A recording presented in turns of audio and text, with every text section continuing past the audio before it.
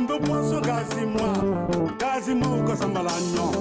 hidaka dambe poisson gazima omini kadi daka amini kadi wajitu mama hidaka dambe poisson gazima omini kadi daka amini kadi wajitu mama dambe jidaka sumalempa omini kadi dambe jiwjela sambalanyo amini kadi dambe jidaka sumalempa omini kadi jidaka jiwjela sambalanyo amini kadi hidaka dambe poisson gazima omini kadi daka amini kadi wajitu mama Judakan,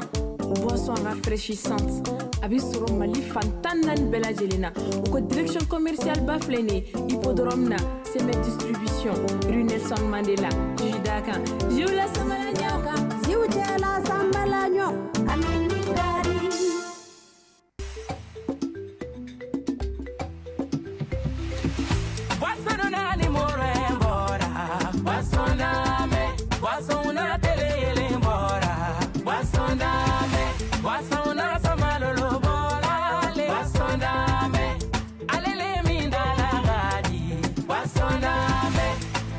Niami be konta, niami be sewa, niami be shua, iduni ele mizere bana. Basondame, papa na nakabo na yola dame do dama. Oduye buru kela kontana li, de una nakabo tulundi ala dame do dama. Oduye wolo de una konta.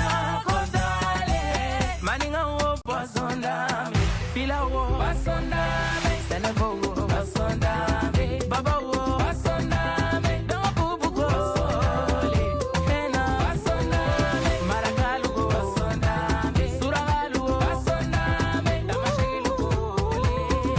kamele damaragani go dina, basondame, a konte bi, a orange bi, a besoro. Produit par Simé Agroalimentaire.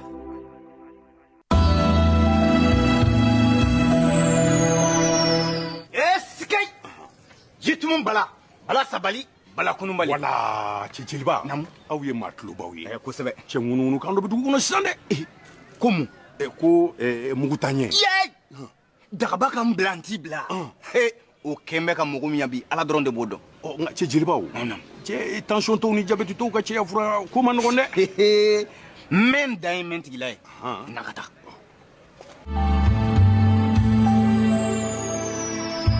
Mule kafu yere fleni. Niye asunkoro. Jabali toni tension to ka che afura ba dama. O teta kunfɛ tacogo de b'o la.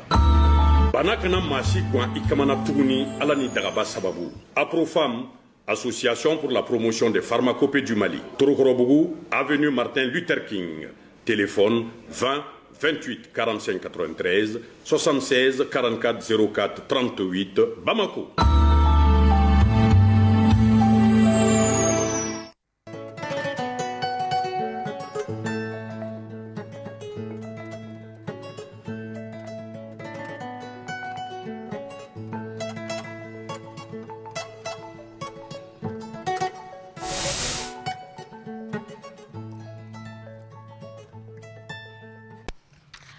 Alhamdulillah rabbil alamin. Ante senga ala foli la ni singolu ba in konna na le mi singolu yira anaka kla an sigi biko do keneka. Ante senga aw fana foli la amunu ba anaje dongo do aka jabarani ka aw ni ci aw ni baraji nyoko anisra ajani malmatu aw bismillah. Singolu selendo ayoro mina sisan ciena ambe musukisa ya di bulu. Nga aw ka la jali kama. Aw kuna foni nyuman kama. Amanjija ami émission ke wa fuka ja bi émission yɛrɛ bɛ boli min kan o de ye seli mana surunya ka ban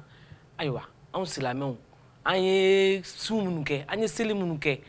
an b'an bolo jigi k'a fɔ ko seli sera an bɛ perese ko seli sera ka taa tailleur-sow la ka taga salontigiw fɛ yen ka ɲina k'a fɔ ko singalo ma ban pewu bi bɛna bolo o kan ayiwa seli préparatifu kɔnɔna na a tɛ se ka ɲɛ mɔgɔ minnu yɛrɛ kɔ fiyewu o mɔgɔw b'an bolo yan n'o ye salontigi ye salontigi m'an bolo ale ye Maimuna Jara ye ale ye salontigi ye olu i se ka seliko kuma fɔ n'i ma olu fɔ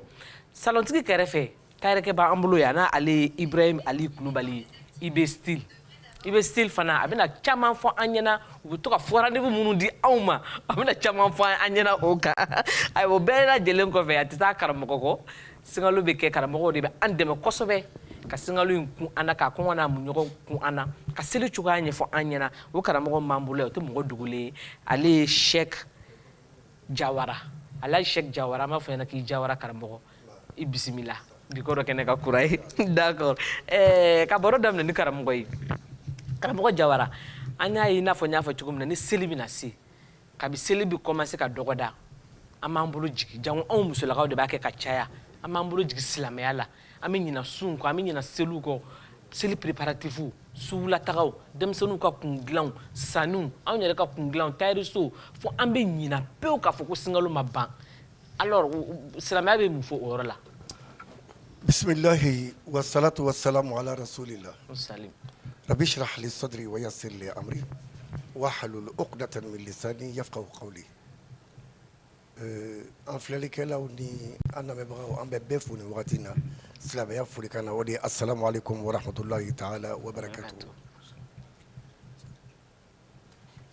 an filɛ ka baro min kun tigɛ nin ye sisan a fana ye baro belebeleba ye parce que sun an y'o de fɔ aw ɲɛna f'a ka dɔn a nana kun min kama sun a nakun tɛ dɔwɛrɛ ye ka siran Ala ɲɛ filanan i ka jogo ɲuman sɔrɔ sun kɔnɔna la sabanan i k'i yɛrɛ minɛ ka bɔ Ala kotako bɛɛ lajɛlen ma ani i ni dungɔ donc ni e b'o baara kɔnɔna la i kɔlɔsi o baara kana taa tiɲɛ i bolo ni sira dɔw ye o de kosɔn kitabutigi b'a fɔ an ɲɛna n'o ye lakadaritigi ye a ko la yahilu limuslimin an yaf'ala fi'lan hatta ya'lama hukma Allahi fi ko a ti bɛn silamɛ ye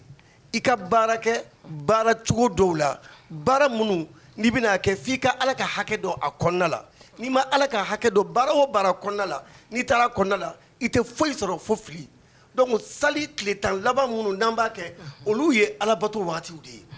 olu ye Ala ɲɛ siranɲɛ wagatiw de ye tulonkɛ man ka k'o kɔnɔ janfa man ka k'o kɔnɔ namara man ka k'o kɔnɔ parce que a fɔra ɲɛna ko Laylatul Qadri bɛ o de kɔnɔ bon o Laylatul Qadri o bɛ sɔrɔ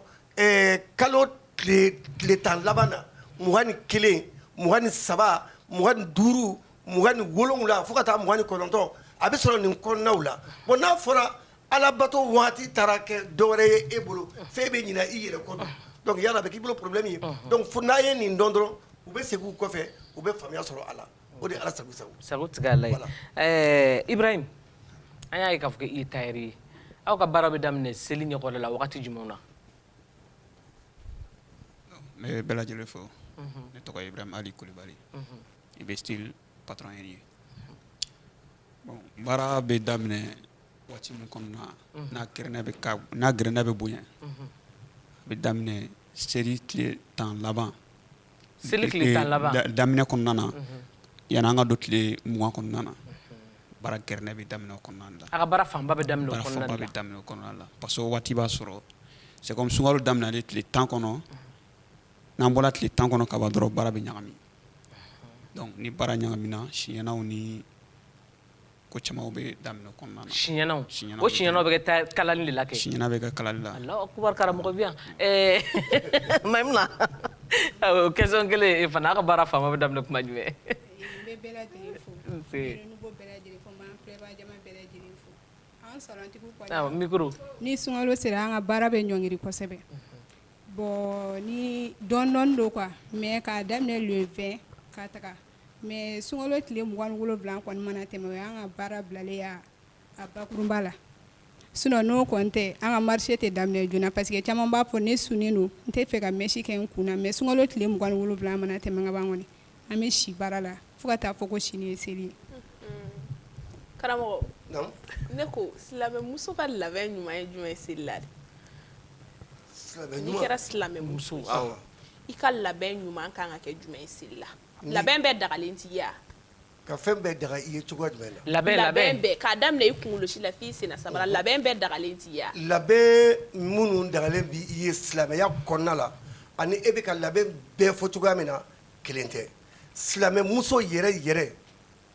min ko la ilaha illallah muhammadu rasulullahi sallallahu alaihi wasallam n'a bɛ ka sun labɛn bɛ labɛn na ale man kan k'o kɛ n'a sɔrɔ silamɛ don dɛ i n'a fɔ par exemple sisan nɔ i ka taa ɲɛsi caman kɛ i yɛrɛ la ala ye ɲɛsi min dilan k'a d'i ma o ka kan ka e wasa mais e k'a fɔ fo ne ka dɔ fara a kan o tuma na i ye ala ka dɛsɛ de yira n'a ka surun min ɲɛna n'o ka surun n'o ka surun n bɛ k'o de fɔ donc sisan n'o ka surun ala min y'o surunya donc ala tɛ se baara la e bɛ se baara la ka tɛmɛ ala kan jamajan don ala wa bon o kɔlɔlɔ ye min ye n'i y'a ye a bɛ fɔ k'i kana jamajan don a la kɔlɔlɔ de b'a kɔfɛ parce que n'i dumina kan i tɛ sa n'i ɲɛ ye o siraw fana bɛ yen donc pour éviter ça ala y'a da niveau min na e ka da o niveau la e kana tɛmɛ o kan o ye kelen ye filanan silamɛ muso ɲuman n'i ko k'i bɛ sun de dɛ sɔɔni i kana o janya ka dɔ fara i sɔɔni kan o yɛrɛ ye haramu ye fɔlɔ baatan donc ala bɛ fɔ an ɲɛna alamisa o alamisa maa min b'a sɔɔni tigɛ k'i tɛ sa fantanya la juma fajiri mana jigin mɔgɔ min b'a sɔɔni tigɛ juma o juma ko e fana tɛ sa fantanya la bon sibiri fɛ fana n'i b'a tigɛ a ka ca ala fɛ ko gɛlɛn t'i sɔrɔ ala kira sallallahu alaihi wasallam a ye fɛn damadɔ fɔ an ɲɛna k'an ka hakili to la silamɛya la sɔɔni tigɛ bɛ o la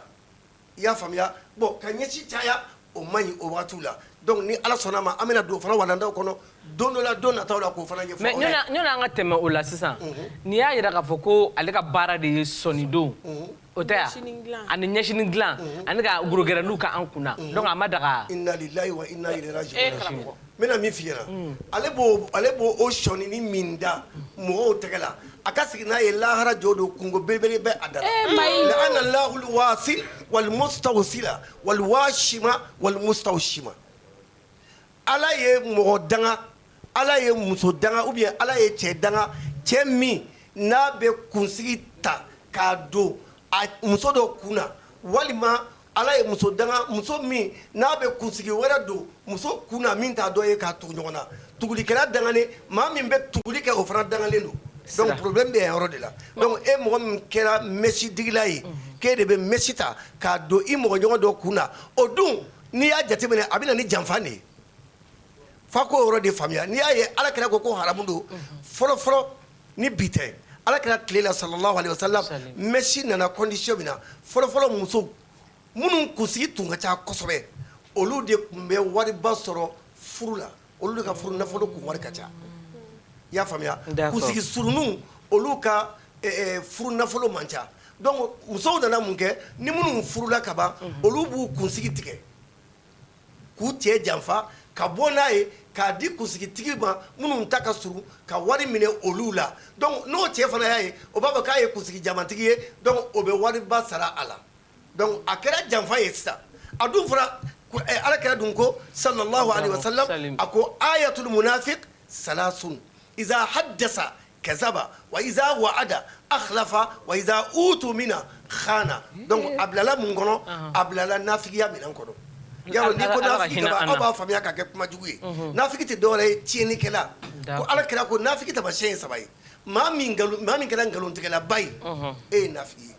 ye i ka kuma foyi t'a la ni nkalon gansan tɛ filanan ye jumɛn ye maa min ni mɔgɔw dar'i la n'i b'u janfa sisan e cɛ dar'i la e y'i cɛ janfa muso in fana o fana tilara tuguni ka e dɛmɛ k'i cɛ janfa donc aw bɛ nafigiya karamɔgɔ an tila ka n'o yɔrɔ la n'o tɛ cɛ minnu ma anw kunsigitanw ye u b'a dɔn cɔ k'a fɔ k'anw kunsigi tɛ kunsigi jamajan ninnu ye nka u b'an ta o cogow na après u bɛ tila ka kunsigi jamajanw y'an kunna a ka d'u ye fana nka an bɛ tila ka n'o yɔrɔ la karamɔgɔ. a ka di minnu ye u b'u dama kɛ. Ibe sisan aw ka gɛlɛya ye mun ye sunkalo kɔnɔna na sisan seli ɲɛkɔrɔla ninnu na. bon an ka gɛlɛya bakuruba ye min ye sunkalo kɔnɔna na parce que sunkalo la baara foyi man di sunkalo kan to sunkalo kɔnɔna na. a tɛ baara kɛ. n bɛ baara kɛ mais a sɛgɛ ka bon kosɛbɛ parce que k'a fɔ k'i bɛ sun tariya ye hakilila baaraw de ye ni hakili sɛgɛla dɔrɔn fɛn bɛɛ bɛ sɛgɛ donc musow tɛ bɔ joona o bɛ na selitɔ ye tile 20 o bɛ na n'o nana o b'o ka rendez-vous imposer a kan caman b'o kɛ wa dɔw bɛ yen n'i ko ko ayi n t'a sɔrɔ o b'a fɔ n bɛ kalali k'i fɛ a mɛnna donc seli sera i bɛ fɛ k'an bila donc o yɔrɔnin kɔnɔna na o bɛ tila ka Ala bila i ye k'i dɛri. mais est-ce que aw b'a fɔ k'aw t'a sɔrɔ. an ma fɔ an t'a sɔrɔ o. bon tailleur b'a fɔ k'a tɛ fini sɔrɔ. ni tailleur bolo farala dɔrɔn a b'a fɔ n'i nana ni fini karisa n t'a sɔrɔ. mais n t'a sɔrɔ mun bɛ tila ka fɔ rendez-vous bɔ n t'a sɔrɔ kɔnɔ bilen n'i m'a minɛ fɔ rendez-vous ko kuma tɛ fɔ. mais n bɛna nin kuma de o i b'a fɔ k'i t'a sɔrɔ n'i ko k'i tɛ fɛn min sɔrɔ ka ban e de nana n'a ye taa n'a ye mais o b'a fɔ karisa e ni ne an bɛ baara kɛ kɔrɔlen komi n ma n ka fini sɔrɔ ka na joona donc a kɛ Ala kama i k'a minɛ. I m'a fɔ ma donc e degulen don hakilila ko ka ca parce que tailleur yɛrɛ ye hakili de ye kunkololabaaraw de don quoi donc e b'a minɛ pour que ka taa dɔrɔn. I yɛrɛ b'a dɔn i tɛna se k'a kalan mais i b'a minɛ k'a ka taa. e y'a fɔ a ɲɛna o k'a tɛ sɔrɔ. mais o fana bɛ tila ka kɛ problème wɛrɛ de parce que don min na n'a nana sɔrɔ o fini ma kalan. o problème a nana sigi a kan. mais karamɔgɔ diinɛ yɛrɛ. parce que e bɛ nana ye e b'a dɔn a tɛ sɔrɔ tailleur y'a f'i ma k'a tɛ sɔrɔ. mais n'a tɛ e ma k'i bolo don a kɔrɔ. non a ye kumakan fɔ e ma mɛn. a ye kumakan tɛna fini kalan o hali n'a ko ko Ala kama e yɛrɛ fana b'a dɔn. n'a ko Ala kama e yɛrɛ b'a dɔn a ye Ala min fɔ a t'a sɔrɔ. aw mankan ka ne e y'a minɛ ka ban. mais an ka problème caman bɛ créer o yɔrɔ de la o. mais i ban ka minɛ n'a ko Ala kama i nana ka ban karisa ko tailleur k'i ma ko karisa a tɛ sɔrɔ ne fɛ o kuma bɛɛ bannen o e yɛrɛ kɔni b'a dɔn a tɛ sɔrɔ fɛ tant que ni seli baara commencera ka ɲaga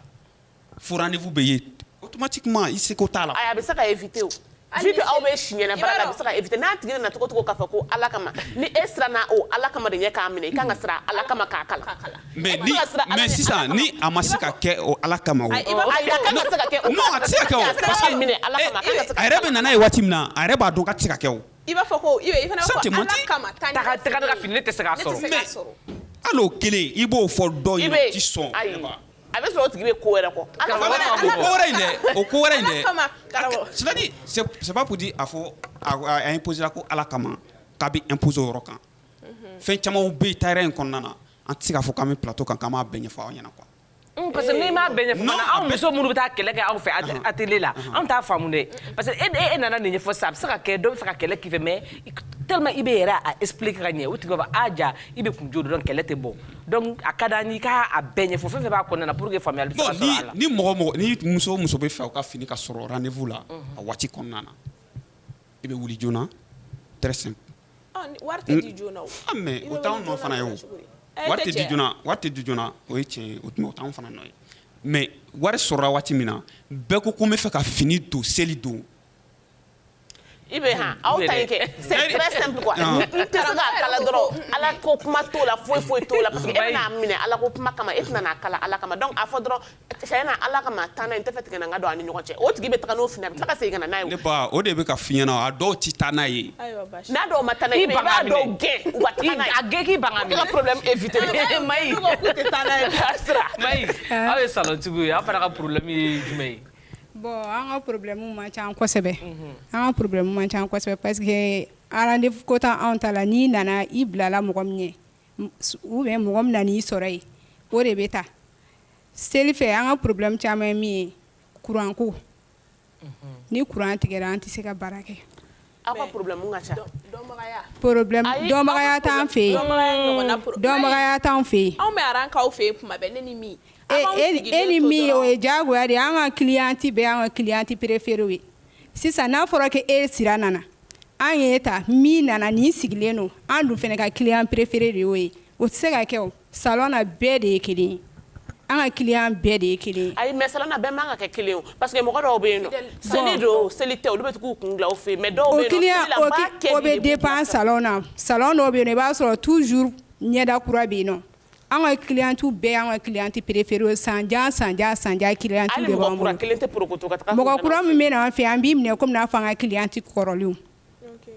mais karamɔgɔ kabini Lailatul Kadiriw ma se ninnu de b'a fɔ anw ɲɛna k'an ka taga mèche k'an kunna an rasa siri la ko sinon ko n'an ma kɔn ka taa k'a tɛ sɔrɔ an b'a fɛn fɛn kɛ ninnu de don dɛ. mais karamɔgɔ an bɛ se k'a fɔ ko na i kun siri. est-ce que an bɛ se ka taa mɔgɔ cɛ i ka so ka na n'i ye ka n'i kun siri. ayi o tɛ. mais karamɔgɔ n'i ko ko n bɛ fɛ ka nin kɛ n kunna seli la mais n bɛ fɛ ka to ni sunkalo banna an ka kɛ sunkalo tile mugan ni kɔnɔntɔn. ayi o tɛ se ka kɛ sisan sunkalo banna y'a sɔrɔ seli fana banna ne ɲɔgɔn. sisan ni ne ko na n'i kun siri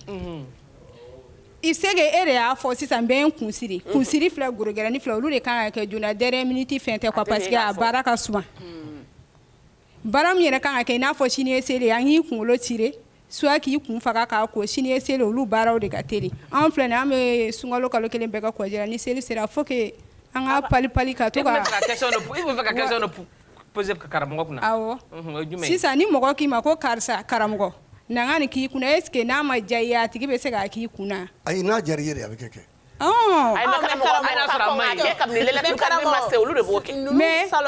mais ne b'a dɔn a ma ɲi sira yɛrɛ b'a dɔn a ma ɲi ne ko sira ma na n k'a kɛ n'a ma diya sira ye sira b'a fɔ a ma ɲi man di ne ye ne t'o kɛ ma ɲi de kan k'o fɔ ne ye ne taara n ko arasa ka kɛ n ma i kan ka fɔ a ye sira tiɲɛ na i t'a kɛ nati ye komi an bɔra sunkalo la sisan i tɛ na n ka nati misɛnnin modèle ɲuman dɔ kɛ ma e de kan k'olu fɔ ne ye k'o nege don ne la o mais sisan yɛrɛ ne yɛrɛ b'a dɔn an bɛ yɔrɔ min na sisan yɛrɛ maliyɛn muso baden de bɛ min banna mɛsi la an yɛrɛ bɛ seli baaraw kɛ sa a bɛna ɲini ka san 3 bɔ hali an tɛ mɔgɔ 3 kunkolo mɔnte a bɛɛ ye nati ye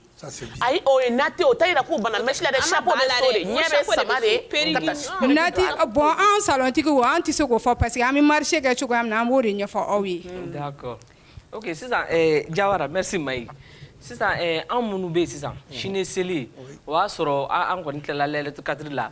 an ye an ka sɔniw don ka an labɛn yɛrɛ yɛrɛ sini seli sisan an bɛ taa an ka boîte la parce que ni sini seli fo fête ka kɛ su in na de finale fo finale de ka kɛ o kisa ye jumɛn ye i b'a dɔn problème yɛrɛ ye min ye fɔlɔ wa aw bɛ ka kuma min yɛrɛ kan fɔlɔ o ye layidu de ye layidu ka gɛlɛ Ala bolo dɛ problème bɛ yɔrɔ min na fɔlɔ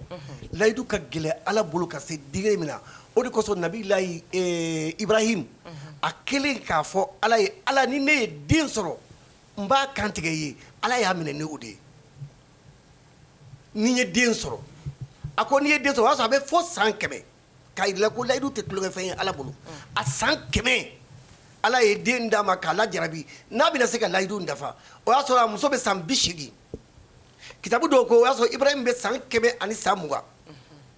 a muso bɛ san 100 mais Ala ye den d'u ma o de kɛra nabilahi Ismaïl ye o Sumayila o a tun bɛ o de kantigɛ mais Ala ye kantigɛ bɔ yen ka saga bila a place la mais a y'a ɲɛ gan fɔlɔ k'a lajɛ den ka d'a ye san 100 i ma den sɔrɔ i nana den kelen min sɔrɔ k'i k'o faga mun na ko parce que a ko Ala ne bɛ ka nin fɛn fɛn kɛ nin bɛɛ ye fu ye hali n'i ye den di ne ma a ko hali n'i ye den di yan n b'a faga e Ala ye Ala y'a lajarabi k'o den d'a ma donc e k'a fɔ i da la inna Allaha ya'muru bil adli wal ihsani wa ita'i zil qurba Ala b'an yamaruya de k'an ka tilen n'i bɛ baara o baara la diɲɛ tilen a kɔnɔna la tilen ye jumɛn ye o de ye n'i ye layidu di mɔgɔ ma k'a fɔ karisa na n'i ka fini ye a ko a kɛ Ala ni Ala kira kama i k'a kala n ka se k'a don salidon e k'a fɔ ayi ne falen don n tɛ se k'a minɛ a ko a kɛ Ala kama cɛ Ala kama ko ti yan baara ye baara de ye ne bɛ yɔrɔ min na ni ne k'i ma ko n y'a minɛ Ala kama bilahi n kalila Ala la n t'a kala bon ni n m'a kala dun a bɛna kɛ problème ne ni ɲɔgɔn cɛ taa n'i ka fini ye ɔhɔn ne kɔni bɛ n ka fini d'i ma wa n'i y'a di yan walahi i bɛna sɔrɔ ten parce que n t'a kala mɔgɔ minnu bɛ ne bolo n'i ye layidu di olu ma n b'olu de ka fini kala donc pour que i kana jurumu sɔrɔ ni e y'a minɛ ten k'a fɔ maloya saamɛya ma ou bien i y'a kɛ o Ala kelen kama o Ala bɛ n'i minɛ wagati min na i b'a dɔn wa wagati min na n'a a kɔntanenba nana parce que e m'a fɔ a ye k'i tɛ se i ko bon komi i ko Ala kama a di yan n'a kala o don n'a ma kala i y'a bila duti la a kana o la a kɔntanenba sufɛ k'a bɛna ka fini ta ka n'a sɔrɔ hali ciseau ma don a la a bɛ jigitigɛ min sɔrɔ o la o kɔnɔna la e tɛ sa fiyewu fo Ala k'o jigitigɛ ɲɔgɔn dɛ bilahi lezi la ilaha illa huwa a bɛ se ka adamaden ka diɲɛlatigɛ tiɲɛ fiyewu parce que Ala ko ale tigɛra maa la maa min n'a bɛ layidu di mɔgɔw ma ka tila k'a bɔrɔtɔ donc layidu bɔrɔtɔ o de ka gɛlɛn n'a bɛɛ lajɛlen ye a y'aw gɛlɛya ne bɛ min fɔ aw ye tailleur a y'aw gɛlɛya cogo bɛɛ lajɛlen na n'a ye minnu ka fini minɛ k'a bɛ se ka ban don min na a k'a ban o don k'a d'a tigi ma o de ye silamɛya ye o de ye laadiliya ye laadiliya tɛ bamanankan ye o laadiliya ye arabukan de ye el adlu tilennenya i y'a ye laadiliya tilennenya o y'a bamanankan ye mais arabukan o y'a laadiliya ye donc i jija cogo bɛɛ la e min ye tailleur ye tailleur kelen tɛ o aw ɲɛ b'o dɔrɔn bɛɛ de la o menuisier b'a la o awɔ bolola baarakɛla caman de voilà menuisier b'a la menuisier b'a fɔ bon n b'i ka fauteuil dilan ka bɛn sali ma i bɛ wari d'a ma est-ce qu'il y a famille sali bita se fana be ta ki bita photo ta ibita solo ala ma chiffon ça Tiena. Mais ibi komi kati jami. Tiena. Ne ko sira be toto mo la. Ko ndi anga jamana ala kile fo tengo. D'accord, sira. Mo e ga furu yambe na makala o sanja seljana de. Tayre ke sababu la. Nana na samino kumala. Ko warande bu koy. Ani mo kan yi laben chugudi. Dina la amanga kile mo wan tension. Ala donc le ni ndoro nga singa ta be daji. Abe. Mai muna nunu ne nodu. Angela la andu na du no kala mo. Anye mɔgɔw hakilina man dɔgɔ hakilina la dɛ o fara an ka baro hakilina kan an ka jango jawle ba an ka sen ka ngolo sera tile tan laban ma mɔgɔ bɛ hawja ka kɛ seli ko de kan n'o ye seli labanw ye k'a daminɛ finisanw na finikalaw la misifagaw la kunkolo dilanw na seli su la an bɛ jɔrɔna ko jumɛn sɔrɔ maa dɔ bɛ a ye tile 30 sun maa dɔ bɛ a ye nafila bɛ seli misiri la maa dɔ bɛ a ye sutan seli kɛ mais o seli su la ale bɛ taa yɛrɛ sɔrɔ maki kɔnɔ ale bɛ taa gulɔ min ale bɛ taa jɛnɛya kɛ ale bɛ taa fɛnw wɛrɛ kɛ min bɛnnen tɛ silamɛya la i b'a ye i ye tile 30 min kɛ ala ko la i y'a fili ji la o b'a yira k'a fɔ e ka sunkalo a sunni yɛrɛ a ma minɛ ala kama parce que n'i sunna ala kama i ye tile 30 kɛ k'i yɛrɛ minɛ fɛn o fɛn na jurumuko la sunkalo bandon su man ka kɛ e bila kuma ye ka t'o ko kelen kɛ sitanɛ sirila kalo kelen e de kama sitanɛ yɛrɛ ma fɔni fɔlɔ e yɛrɛ ye sira minɛ nin b'a yira k'a fɔ k'i ka sun a ma kɛ ala kama a kɛra maaw sunna de ye fɔ seli labɛn ko la seli labɛn a ka ɲi a man ɲi parce que munna ko a ka ɲi nɔ kɛrɛnkɛrɛn muso furulenw minnu furula kɔsan na nin ye tantɔ i ka to k'i labɛn ni seli sera i b'i ka finiw kala wa fɛnɛ i b'i sen da jabi la i b'i kun dilan pɔgɔtuguniw ta fɛnɛ i bɛ se k'i labɛn fɛnɛ mais a damatɛmɛ wale fɛnɛ nin man ɲi nɔ n bɛ se k'a fɔ mɛsikɔn bibi na a kuma ma nɔgɔn n'i ko a man ɲi i bɛ don dɔ gasi la hali n'i bɛ mɛsi don sa mais ni kalo kɔni labanna i man ka mɛsi don i m'a ye sitan ne yɛrɛ bɛ mɛsi don mais ni kalo laban na tiɲɛ yɛrɛ la ne tɛ mɛsi don k'an ka sunkalo baraji ka t'o bɛɛ fili su kelen o cɛ man ɲi nɔ. Ayiwa kuma tɛ saraka mɔgɔw ko ka seli ka sun don kelen dɔrɔn k'a bɛɛ tiɲɛ. Tiɲɛ la karamɔgɔ don tɛmɛnenw na yan nɔ e ko ala ka ɲi k'ala t'a ka jɔn tɔɲɔ mais n'a fɔra ko ka nin ɲani ni fɛn ninnu bɛɛ kɛ sunkalo fɛnɛ na seli nisɔndiya tile kelen dɔrɔn kama hali ni keleku la a fɔ ala ye yafa masa a tɛna o kelekun yafa. an bɛ k'o de fɔ n ko silamɛya ani adamadenya kelen tɛ ala ko ni adamadenya tɛ taasira kelen ye i y'a faamuya a b'i n'a fɔ sisan nɔ alakira y'a fɔ an ye sallallahu alaihi wasallam a ko ni nin don ninnu sera sitanɛ bɛ t'i jɔ kɔgɔjida dɔ la a bɛ kule ni sunkalo tɔtora tile 3 tile 4 tile 10 laban nin kɔnɔna la a bɛ t'i jɔ ka kule sitanɛ mana kɛ diɲɛ fan o fan a bɛɛ bɛna ɲɔgɔn sɔrɔ wa ko e cɛkɔrɔba jɔn ye i ladimi mun de kɛra i la bi ni e bɛ ka kule i yɛrɛ ma ni denw y'a ɲininka a b'a fɔ ne denw mɔgɔ si ma fɛn kɛ ne na koyi nka ala de bɛna yafa kira mantonw bɛɛ lajɛlen ma fɛn fɛn ye silamɛ ye n'u sunna suncogo ɲuman na olu bɛɛ lajɛlen de bɛna baraji dafalen sɔrɔ u tɛna na jeni ne dun b'a fɛ a bɛɛ ka jeni de ka mɔ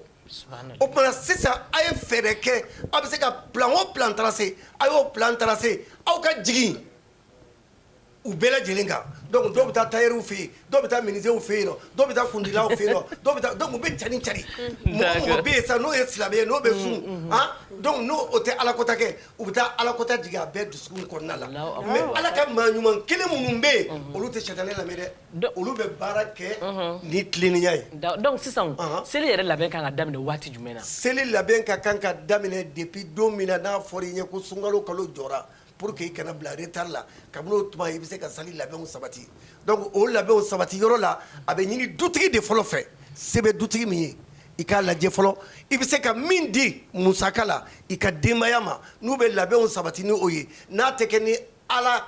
kota labɛnw ye i b'o o di u ma u b'u ka labɛnw sabati ni a ye dɔɔni yanni ka taa se wagati ma. o ala kota yɔrɔ na yɛrɛ an kan ka mun jumɛn an kan ka labɛn ka dan yɔrɔ jumɛn na pour que an kana dan sago ka ala kota kɛ. ne b'a fɛ ka e ɲininka o e ye labɛn jumɛn ye bi labɛn min ka ɲi ka tɛmɛ e ka nin labɛn in ka bi dɛ e k'a lajɛ cogoya min na kunsigi bɛɛ datugulen tulo bɛɛ datugula o ye e kisi sanu min b'i tulo la a tɛ dɔn ko sanu b'i tulo la parce que nin ye masiri dɔ ye i y'a faamuya kelen filanan i bɛna ye siyɛnni min ka kan ka don i kan na ni mɔgɔw ka kan k'o ye e kelen bɛ k'o bɛɛ lajɛlen datugu a fɔra ko muso fan bɛɛ ye lebu ye illa iddal wajhi fo n'a kɛra a ɲɛda ye o dɔrɔn pe de bɛ bɔ n'a bɔra ɲɛda la tɔ bɛɛ ka kan ka sutura donc i bɛ labɛn fɛn fɛn kɛ i b'a labɛn bɛɛ lajɛlen kɛ ala ka labɛn kɔnɔna la silamɛya labɛn kɔnɔna la ka sɔrɔ a ma kɛ ni labɛn dɔ in ye n'o ye jahiliya labɛn ye. mais karamɔgɔ ne o labɛn ninnu fana dɔw ka ɲi an n'an ka kɔkɛw ɲɛkɔrɔ dɛ ne hakili la o bɛ kɛ de walasa a kana bɔ cɛ wɛrɛw ka n'a ye mais seli la sisan e ko ni kalo yɛrɛ la an kan ka seli préparatifs daminɛ seli dun la a ka d'an ye an ka taa an ka natiniw digi k'an ka finiw kala an ni kɔkɛ mana kɛ so kɔnɔ a hakɛto bɛ kuma la kan kɔkɛ ka en parler ne dun ye ka labɛn to ko fo kalo ka ye taarikɛ b'o fini kalan kuma jumɛn e kun bɛ digi o kuma jumɛn karamɔgɔ est ce que e ye ne ka kalo ye faamuya ne ko kabini sunkalo yɛrɛ kalo de ye fɔlɔ i bɛ commencer k'i ka labɛn misɛnninw kɛ fɔlɔ pour que e kana bila retard la parce que muso mana masiri mɔgɔ o mɔgɔ ɲɛkɔrɔ n'a furu cɛ tɛ fu de don f'i ka masiri furucɛ de ɲɛkɔrɔ labɛn fɛ i m'a ye muso ye hali ni muso y'a kunkolo labɛn e bɛ ka nati min fɔ n'a ye natini digi n'a yɛrɛ y'a dɔn k'a ɲɛna a t'a musɔrɔ bɔ a kun na fo ni cɛ nana tuma min na i b'a ye a bɛ musɔrɔnin bɔ a kun na. k'a fɔra ko fɛnbaga wɛrɛ bɛ muso la min t'a cɛ ye dɛ. an ka dubaw kɔnɔna min. mais karamɔgɔ ne bɛ fɛ ka question kelen poser i kunna bon par exemple muso dɔw cɛ bɛ yen nɔ u b'a fɔ ko ne muso ka mèche don o de ka di ne ye an kɔni ka baara ye mèche don ye. bon o ye question fɔlɔ ye filanan an bɛ sun an bɛ seli ala kɔni y'anw dayirimɛ ɲini cogo bɛɛ nin baara in de ma ne bɛ fɛ k'a dɔn a bɛ tiɲɛni kɛ an ka sun n'an ka seli la wa. a b'aw ka sun baraji de nagasi a b'aw ka sun baraji nagasi i tɛ baraji bɛrɛ sɔrɔ i ka sun na en tant que mèche bɛ i kun na. ayi mais olu t'a dɔn olu b'a dɔn. e t'a dilan wa ne m'a f'i ye n ko lahana lahu alwasil wal mustawsila ne k'e ma sisan nɔ n ko mɔgɔ min bɛ mèche digi musow kunna o tigi danganen don a bɛ digi min fana kunna o fana danganen don ala kira bolo sallallahu alaihi wa sallam donc i b'a dɔn a bɛ sa mun fɛ a bɛ sa min fɛ o fana danganen don parce que o man ka feere o non o man ka feere karamɔgɔ nin ye dayirimɛ caman de mɔgɔ tɛ balo haramu la o a fɔ ala ko de k'an ka balo an halala la inna allaha tayyibun la yaqbalu illa tayyib ala ka sanu a tɛ foyi fɛ fo fɛn sanuma ala tɛ foyi fɛ fo halala ala tɛ haramu fɛ i m'a ye hali ni bɛna muso furu siri ni moriw n'u taara n'u bɛ ka kutuba kalan u b'a fɔ alhamdulilayi lezi ahalla nikaha wa harrama sifa wa khalaqa min al-ma'i basharan faja'alahu nasaban wa siran kɔrɔ de bɛ nin na o ko n bɛ ala tanu ala min n'o de ye a tɔgɔ ye di furu kɛ halala ye ka jɛnɛya kɛ haramu ye donc furu ye halala de a bɛ muso daga cɛ ye sariya kɔnɔna la o cogo kelen de fana don fini o fini ni a tɛ sariya kɔnɔna la i man k'a don i kana i y'a faamuya fɛn o fɛn bɛ yen n'o de ye haramu ye n'o man di ala ye i n'a fɔ ka mèche don i kun na o man di ala ye a bɛ se ka kɛ sababu ye ka e yɛrɛ bila kota la fɔlɔ parce que ni e bɔra kɛnɛma hali n'a ye muso ni e ye muso furulen de ye mèche min bɛ kɛnɛma ni cɛw y'a ye walahi cɛw bɛ jarabi la ni o ye u dun man ka jarabi e la e kelen pewu dilanna i cɛ de kama. Voilà le problème. Mais n'i y'a dilan i cɛ yɛrɛ kama kɛrɛnkɛrɛnnenya la k'a datugu n'i bɛ so kɔnɔ i b'a bɔ. Ni cɛ ko k'a ka di a ye ni cɛ ko k'a ka d'a ye a f'a ye n'a ka di e ye a man di ala ye dɛ i tɛ jɔ an ka sababu wɛrɛ kɛ min ka ɲi ka tɛmɛ nin fana kan. hali n'a tɛ bɔ kɛnɛma. hali n'a tɛ bɔ kɛnɛma n'a sɔrɔla a man di ala de parce que a fɔra i kana fɛn de mèche de tugu i kunsigi la minɛ kunsigi in de o de ye halala ye o de ye normal ye. i ka to n'i ka halala ye dɔrɔn a banna ala ye halalani min d'i ma to n'o ye ka ala minɛ n'o ye. ok Ibe e bɛ i yɛrɛ organiser cogo di walasa i kana se k'i ka clients la dusu kasi seli la. ok o question diyara n ye ne yɛrɛ n ye yɔrɔ dayɛlɛ depuis ne ye yɔrɔ dayɛlɛ seli baara kɔnɔna na n ma fourani di mɔgɔ ma ka sababu kɛ n yɛrɛ ka organisation cogoya ye n ka mɔgɔ caman bɛ yen n'o nana n m'a yira o la fini tɛ sɔrɔ a caman bɛ yen min b'a fɔ n ɲɛna ni seli tɛmɛna 2 jours 3 jours parce que caman bɛ yen hali ni minnu nana ko ala n'a kira kama mais ala n'a kira kama mɔgɔ ninnu caman bɛ yen o bɛ na i dala ɲini de quoi an kana nɔgɔ to kuma na dɛ o bɛ na i da kɔrɔbɔ de parce que o b'a dɔn ni seli sera c'est à dire ferekɛ ɲagami de don quoi donc ni garisɛgɛ jara o do kɛ n'a nana ni garisɛgɛ jara o yɔrɔ min na ni garisɛgɛ ja de ye dɛ sinon client bɛ yen hali sisan an bɛ waati min na ne ka client dɔw ye parce que n ye difficulté dɔ sɔrɔ salon ka sababu kɛ n ka client kɔrɔbaw ma na joona. o kun ye difficulté jumɛn? voilà o ye a fɔ karisa n ka fini bɛ na de ka sɔrɔ fini ma na fɔlɔ. bon o yɔrɔnin na n ye difficulté caman sɔrɔ parce que caman nana ka na sɔrɔ o ka fini ma ban tailleur ko problème ye n sɔrɔ dɔɔnin donc o nalen o ye avance ni fini min di yan n y'a yira nin de bɛ yen i ka fini ni ka avance filɛ o kɛla n yɛrɛ bolo sababu ɲuman ye n yɛrɛ ma n sera ka n ka seli kɛ lafiya la parce que tailleur caman bɛ yen o tɛ seli kɛ so dɛ o bɛ dogo o bɛ dogo dɛ tailleur caman bɛ yen o bɛ dogo. ne tile bɛna fɔ k'u bɛ yɛlɛma atelier la de o. ka yɛlɛma cogo di i bɛ se ka to atelier kɔnɔ. mais i bɛ o dogoli ninnu kɔnɔna la est ce que e delila ka dɔ ka fini minɛ fini ma ban a tigi ye convocation tigɛ ka d'i ma ou bien a taara jama ɲɛ jɔ i la. bon o ma deli ka kɛ ne la fɔlɔ o ma deli ka kɛ ne la fɔlɔ ne kɔni na bon hali ɲinan yɔrɔ an bɛ sunkalo tile 10 kɔnɔ dɔw ye n wele i bɛ n ka fini bɛ nalen n ko n tɛ promesse ta maa si ye ni min ka fini tɛ n tɛgɛ kɔnɔ n tɛ place bila i ye. ne tun bɛ fɛ ka segin i bɛ kɔfɛ dɔɔnin i bɛ ninnu ka baara fanga bɛ bonya sunkalo tile 10 laban de kɔnɔ est ce que i bɛ aw bɛ se ka bateau fana koro ka bɛn n'o ye wa. bateau cogo di. i n'a fɔ sisan ala bateau i n'a fɔ ka sun tigɛ nafila seliw jɔjan seliw olu. bon an b'o kɛ ka bɛn n'a ye parce que o t'an ka baara waati tiɲɛ n'i bɔra suntigɛ la i bɛ reposer dɔɔnin ka fitiri seli ka safo seli ka nafila ni fɛngɛw kɛ n'i tilala i b'i ka baara continuer. donc ni fajiri seli waati sunkalo kɔnɔna na an bɛ jigin ka bɛn ni fajiri seli waatiw de ye parce que n'an y'an da k'a fɔ k'an bɛ tila ka wuli ka fajiri seli a ɲɛ tɛna se ka sɔrɔ sunɔgɔ b'an ɲɛna fajiri b'an kan donc an bɛ jigin ka bɛn ni fajiri seli waatiw ye n'an ka suguri dun an b'an ka fajiri seli k'an da donc 10h 11h an bɛ taa an ka baara continuer. d'accord ok Mayi aw ka seli baara bɛ jɔ ka bɛn waati jumɛn ma. bon seli programme an ka seli baara n'an y'a daminɛ sunkalo tile 27 n'a fɔra ko sini ye seli ye sɔgɔmada fɛ an bɛ taa so o ye baara jɔlen ye an ka salon na kɔni an tɛ baara kɛ sinon dɔw bɛ baara kɛ seli journée bɛɛ u bɛ mɔgɔw maquiller bon an ka client bɛɛ n'i ka baara taabolo don an ka client caman ka fɛngɛ ye kundigi ye bon kundigi filɛ nin ye a bɛ mɔgɔ sɛgɛn n'i sɛgɛnna o kɔnɔna ka tila k'a fɔ k'i bɛ tile journée ban ka tila k'i jɔ k'i bɛ mɔgɔw maquiller a ma nɔgɔn dɔɔnin bon an bɛ jigin seli sɔgɔma an bɛ taa so.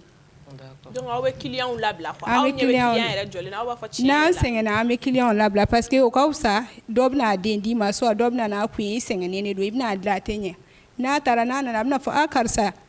i ye n kun dilan seli la a ma ɲɛ dɛ i dun y'a ka wari minɛ. Mayi aw bɛ clients labila an bɛ clients labila a t'a minɛ ka kalenu dada ten k'a bila ka taa. ayi an tɛ kalenu dada ten n'an sɛgɛnna dɔrɔn an bɛ se k'a fɔ ko tani min an sɛgɛnnen don taa so siɲɛ wɛrɛ an bɛ bɛn. hali tani filɛ ko a kɛ ala kama i ka nin kelen. ayi ala kama tɛ yen nɔ. Jawara sisan yɔrɔ mɔgɔ dɔw bɛ yen nɔ ala bɛ na u ka lajarabi yɛrɛ bɛ adamaden dɔw sɔrɔ u ka mɔgɔ gɛlɛn dɔ bɛ ban ka bɛn seli ma walima kojugu dɔ b'u sɔrɔ ka bɛn seli ma a bɛ seli yɛrɛ nege bɔ a tigi la est ce que o tigi ka seli kɛ ye wajibi parce que a yirala k'a fɔ ko selidon i k'i yɛrɛ labɛn n'a se bɛ i ye k'i yɛrɛ sanuya mais ni tigi ka souvenir mauvais souvenir y'a yira k'a fɔ seli yɛrɛ nege bɔra a la donc a tɛ foyi foyi kɛ ka bɛn seli ma est ce que jurumu b'o la. non n'a sɔrɔ nin ye ala ka daruraw ye c'est à dire exemple i n'a fɔ e y'a fɔ cogoya min na sa salidon yɛrɛ e ka mɔgɔ de fatura alhamdulillah donc o janaja ko n'a fɛnw o bɛ taa ban yɔrɔ o yɔrɔ dusumakasa bɛ k'i la hali ni mɔgɔ min nana foli la i ka du kɔnɔ a don bɛɛ lajɛlen mɔsɔnlen de bɛ na e yɛrɛ fana mɔsɔnlen de bɛ na e b'o mɔsɔnnin min kɛ o ye dusumakasa yɔrɔnin de ye o ye hinɛ yɔrɔnin de ye o tɛ baasi ye. o ye banni kɛra don min na o ye banni kɛra don min na mais a seli o seli mana kɛ a tigi hakili bɛ jigin nin ko in na a kɛra sababu ye fo ka seli yɛrɛ nege bɔ a la parce que seli y'ale ka mauvais souvenir de ye est ce que kita. bon o de yɔrɔ la sa a ye ala jalaki o yɔrɔ la a ye ala jalaki mais an ka exemple ta a cɛ de banna ou bien a muso de banna salidon yɛrɛ fɛ ka taa kɛ sali o sali mana se fo e k'i sigi k'o dusumangoya yira ala la donc o ye i bɛ k'a yira ala la munna i ye n cɛ faga munna ala e ye ne muso faga munna i ye n ba faga munna i ye n fa faga donc ala ne ma jɛn n'a ye donc i bɛ ka ala jalaki o la i b'a bɛɛ lajɛlen di ala de ma wa man yatawakkal ala Allah fa huwa hasbuhu ni maa o maa y'i jigi kɛ ala ye ala bɛ k'o tigi ye jigi ye ale kelen ma sa o e fa a mana fanga sɔrɔ cogo cogo e cɛ mana dawuda sɔrɔ cogo cogo a mana bonya sɔrɔ cogo cogo a tɛ bonya sɔrɔ ni alakira ye sallallahu alaihi wasallam alakira fatura a dalen bɛ madina abubakar fatura umaru fatura usman fatura kira caman bɛ yen minnu bɛ dugu jukɔrɔ don la e min yɛrɛ bɛ dusuma kasa la e bɛna to dugu jukɔrɔ i bɛ se ka min kɛ a don n'i hakili jiginna la dɔrɔn duwawu k'a ye sali ye duwawu kɛ don ye wa su damadɔ de bɛ ala bolo duwawu bɛ jaabi su minnu na saliba su o ye duwawu jaabi su ye n'i ye fɛn fɛn fɔ ala y'a waati ala b'a jaabi salimicinin su o ye duwawu jaabi ye ala bolo o su ninnu anw bɛ taa dɔnkɛyɔrɔ la dɛ inna wa inna ilayhi raji'un n bɛna min f'i ɲɛna o waati de ye ala o de ye duwawu jaabi wagati parce que mɔgɔw bɛ ala kotɔ la tuma min na e k'o bɛɛ lajɛlen to yen k'a fɔ k'i bɛ ala wele o wagati mɔgɔw bɛ ala kotɔ la tuma min na n k'o tuma de la e ka duwawu bɛ jaabi ala bolo a b'i n'a fɔ sisan nɔ sɔgɔmada fɛ 9h 10h i y'a faamuya e ka sekɔrɔ ka bɔ tegɔrɔ saliji b'i la dɛ i k'i jɔ tegɔrɔ k'i ɲɛsin kɔrɔ ma ka sekɔrɔ to la ilaha illallah muhammadu rasulullahi sallallahu alaihi wasallam e y'o min fɔ dɛ a b'i n'a fɔ i ye sanfara 7 fa sanu ni jamakisɛ 6 na k'a di ala ma fi sabilillahi o baraji de bɛ d'i ma parce que o tuma la mɔgɔw bɛ sugu kɔnɔna la dɔw bɛ ka nkalon tigɛ dɔw bɛ ka janfan kɛ dɔw bɛ ka namara kɛ dɔw bɛ ka dɔ bɔ poids la dɔw bɛ ka fini kalan dɔw bɛ ka kunkolow dilan y'a ye sa i y'a faamuya dɔw bɛ ka o tiɲɛni minnu kɛ dɛ e ka se ka ala ye o waati la dɛ o waati de la ala bɛ barajibaw d'i ma donc salicinin su jurumu min ka bon ni jurumu bɛɛ ye o de ye ka bɔ salicinin su k'i bɛ taa ala kota la hali n'i taara ala kota la a don su ala yɛrɛ bɛ wele bila n ka jɔn n ka jɔn n ka jɔn i t'a lajɛ i ka segin kɔ e parler s'appeler ɲuman labɛnnen mɛsi b'i kun na i bɛna don mobilitigi kun walima i bɛna yɛlɛ i ka moto sanfɛla tuma min na i bɛna bɔ tuma min na n'i y'i kasa ja o y'a sɔrɔ mɛsi bonnen b'i fɛ o tuma la o dun y'a sɔrɔ e kun sunna walahi ala bɛ kuma i fɛ a b'a fɔ ne ka jɔn ne b'i fɛ kojugu segin ne bɛ k'i filɛ ni hinɛ ye e ka n'i yɔrɔ majanya ne na ni ne kota ye tuguni ne hinɛni na kabini sunkalo daminɛ sunkalo tile 10 fɔlɔ ne hinɛni la tile 10 filanan ne y'o kɛ yafa ye sabanan i bɛna don i b'o de kɔnɔ sisan n bɛ n'i kan hɔrɔnya de k'i bɔ janɛmɛ kɔnɔ donc ala ka n'i ci kana taa segin ne ka jɔn segin i b'a ye n'a sɔrɔla wallahi ko silamɛden ɲuman don ko maa limaniyalen don a labɛnnen a b'a fɔ bi yɛrɛ est-ce que c'est la peine a fɔ n tɛ ala minɛ ka segin kɔ wa i b'a ye dɔrɔn wallahi a bɛ segin a kɔ ten direct o ye maa ɲuman ye dɛ sɛtanɛ dɛsɛra ala ka an bɛɛ lajɛlen kɛ n'a seginna ka na o la ala bɛ yafa fa ma ka yafa ba ma a ye seginni min k'o la ka na a ka alabato kɛ wa n'a ye fɛn fɛn fɔ ala ye o tuma ala b'a jaabi parce que ala kira ko ya sallallahu alaihi wasallam ko a don su ni mɔgɔ ko subhanallahi wa bihamdihi subhanallahi wa bihamdihi subhanallahi wa bihamdihi siɲɛ 300 ani siɲɛ 20 ko n'i ye fɛn fɛn ɲini ala fɛ ala b'a bɛɛ d'i ma et surtout n'i ko ala k'a hinɛ se su ma subhanallahi wa bihamdihi 300 ni 20 dɔrɔn dɛ wallahi lahara jɔ don mɔgɔ o mɔgɔ bɛ yen n'o tun fatura e bɛ k'a fɔ tuma min na n'olu tun bɛ kaburu kɔnɔ olu bɛɛ bɛ wuli lahara jɔ don ala kana karisa minɛ dɛ kana sira minɛ dɛ ala karamɔgɔ yɔrɔ ne kɔni b'i ka lahara ko kuma merci karamɔgɔ ninnu ye diyagoya ye kuma dɔ la min ye parce que wagati dɔ la an bɛ taa an ka dubaw de kɔnɔ i bɛ t'i kan sinamusow sɔrɔ yen min ni ɲɔgɛli ninnu u kɛlen don ka jabiw da ka ɲɛsiniw don ka mɛsiw don kuma o kuma ne de bunbulen don tantɔ i b'a dɔn kuma dɔ la a bɛ mɔgɔ décourager a bɛ mɔgɔ décourager nka ala ko k'an ka kɛ cogo min na an b'a kɛ ten sira a ka ɲi ten kuma kuncɛ la mayi ni kayɛrikɛ kuma kuncɛ la aw bɛ se ka conseil jumɛn de di aw ka clients ma walasa mankan kana kɛ fiyewu seli ɲɛkɔrɔla in na kuma kuncɛ la Ibe donc kuma kuncɛ la parce que o ɲɛ b'i la sisan dɛ awɔ n y'a faamuya an ka taa Ibe donc kuma kuncɛ kuma la quoi ne yɛrɛ bɛ fɛ ka min fɔ mɔgɔw ɲɛna baaralangolo tɛ yen quoi mɔgɔlangolo de bɛ yen très bien sinon tailleur ne b'a domaine kɔnɔ ne b'a kɔnɔ bi ne bolo baara tɛ yen min ka di ka tailleur bɔ parce que den bɛ bange bi a bɛ mun de don fini tailleur de b'a kala ni cɛ don ni muso don n'a sera cɛlasigi ye a bɛ mun de don fini de don jɔn de b'a baara kɛ tailleur a ka dayɔrɔ laban fini jɔn de b'a kala tailleur don D'accord. Donc il faut que anga valeur taire d'abord faut qu'anga valeur kan yɛrɛ la anga fini yɛrɛ kanu anga bara kanu quoi. D'accord. Parce que anw ne bɛ se ka mɔgɔ yira tiɲɛ kɔnɔ fan bɛɛ. O ye aw ta fanfɛla ye. C'est an ka client ninnu de bɛ mun de fɔ. client ka fanfɛla la ne bɛ fɛ k'a ɲini client bɛɛ fɛ o ka wuli joona n'o wulila joona ni taire kɛ ko ma n'o nana kɔfɛ k'a sɔrɔ waati koron don dɔɔni ni taire kɛ ko ma a ka baara tɛ sɔrɔ. Ayi a ka baara ta a ka taa ni ka fini mankan tɛ min na. Soit n'i y'a bila seli tile 2 ou bien tile 3 ni taarikɛ bɛ segin n'i ka baara kɛ a b'a kɛ sinon taari dɔw bɛ yen ni selikɛnɛ jigila o bɛna baara kɛ o. D'accord, ok o bɛ yen. Merci Ibi. Mayi teliyala e bɛ mun de fɔ i ka client ye mankan kana k'a ko la fiyewu. Weleweleda laban b'an bolo ka fɔ an ka client ye u kana joona u ka bɔ joona parce que an bɛ sunkalo kalo 1 bɛ ka congé la n'u bɔra joona kɔni o bɛ diya n ye kosɛbɛ yɛrɛ de. I bɛ k'a fɔ tuguni k'u ka bɔ joona d'accord karamɔgɔ jamukan banna a ka d'an ye ka dugawu k'an ye an ka jamukan kuncɛ n'o ye bi. Inchallah ne bɛ ladilikan min d'u ma dɔrɔn u k'u gɛlɛya hali bi i ye tailleur de ye nin ye kundigila ye u ka programme tracé Cheikhna Jawara nana n'a ka fini ye o de si bɛ kɛ ale bɛna taa ta mercredi nin bɛna taa ta jeudi nin bɛna taa ta samedi u k'a bɛɛ programmer o programme cogo la a ka ca Ala fɛ i n'a fɔ cɛ dɔ bɛ ko caman o ye tailleur de ye n'a k'i ma na mercredi na o la i b'a sɔrɔ n'a k'i ma na i ka taa facture minɛ sanfɛ non i ka taa facture minɛ sanfɛ ne ko sira tɛ fana ka karamɔgɔ la dɛ Ala ka bɛ kan to i y'a faamuya n bɛ ka ɲɛfɔ de dɔrɔn rendez-vous ka u ka rendez-vous respecté dɔrɔn d'accord ok donc o la an b'a fɔ rabbana atina fi dunya hasanatan wa fil akhirati hasanatan wa qina azaban nar rabbana la tuzigh qulubana ba'da iz hadaytana wa hab lana min ladunka rahma innaka antal wahhab rabbi ighfir li wa liwalidayya warhamhuma kama rabbayani saghiran waghfir li jami'il mu'minina wal mu'minati wal muslimina wal muslimati al ahya'i minhum wal amwati ajma'ina ama subhana rabbika rabbil izzati amma yasifun wassalamun alal mursalin alhamdulillahi rabbil alamin ala ka mina an bɛɛ lajɛlen aw k'an bɛn sini ni wagati kelen na renouveau télé kan shukran salam ayiwa shukran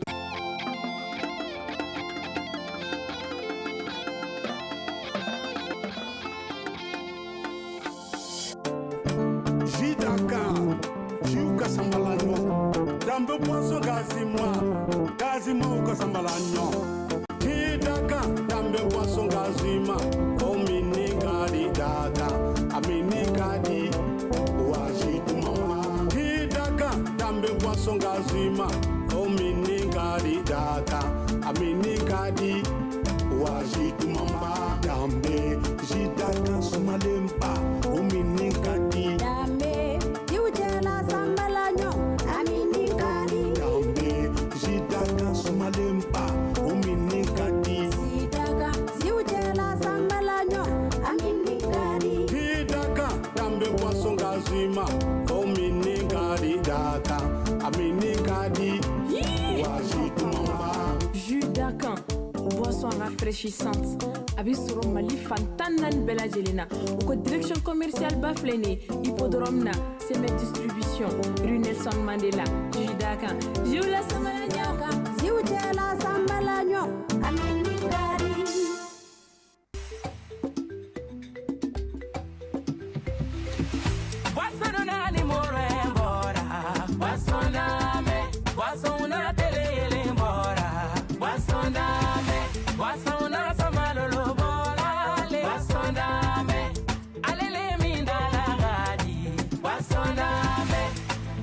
Niami be content, niami be sewa,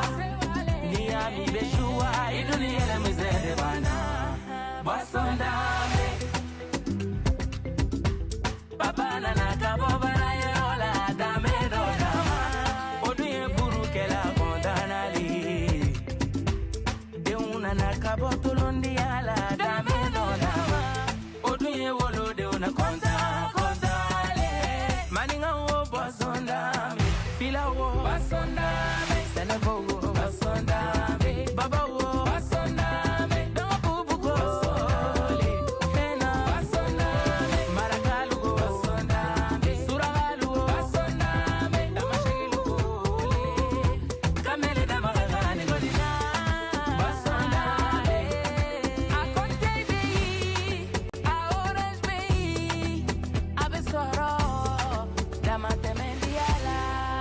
parfumé agroalimentaire.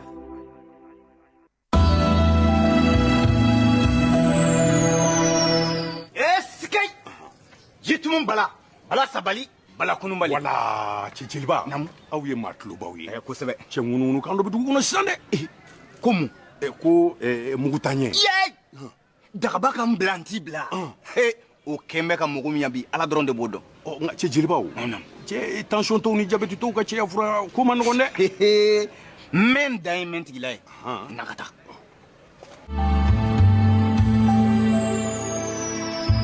mun le kafo yɛrɛ filɛ